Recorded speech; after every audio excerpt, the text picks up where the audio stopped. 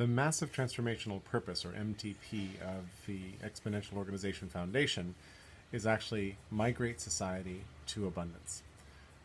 Abundance is a complicated issue, so we'd like to unpack it a little bit.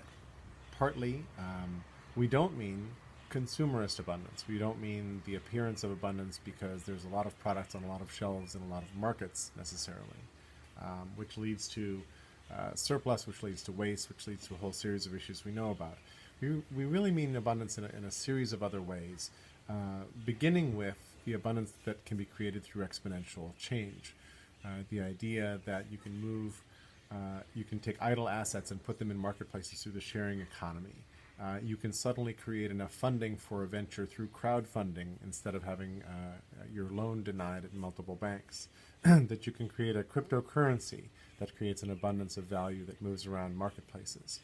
The idea that you can create staff on demand and have abundant hands on deck for the work you're trying to do. Those sorts of kinds of abundances we're really talking about. In addition, open source as a strategy, meaning putting your work in the public domain and sharing it and improving it collectively, creates a kind of abundance that didn't exist before. The new commons, the information commons, are easy to replicate. And so when your strategy is actually open sharing of ideas and of code, you can create abundance there as well. A different layer of this is to focus away from money and to think about other ways in which abundance is around you. So abundance of relationships, abundance of time is a kind of wealth.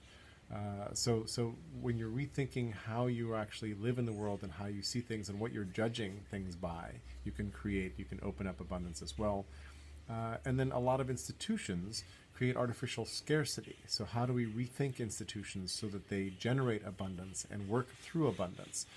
A lot of people think that scarcity equals value, and without scarcity there's no businesses and no profit, for example.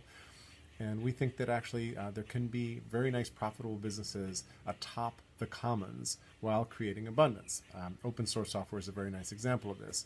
IBM, for example, as solid a corporate player as you could probably think about, makes a lot of money building service businesses that use open source software while contributing code and coders to open source ventures. So there's a lot of business model to be had there as well.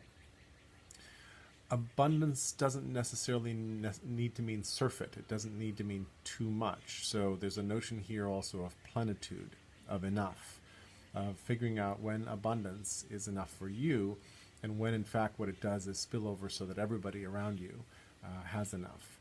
And this is sort of a little bit strangely different from what capitalism sets up for us, which is much more competitive and zero-sum. So this is not really thinking zero-sum. This is thinking about how do we bring abundance to all of society. And that's where EXF, the EXO Foundation, is aiming. Hope that helped.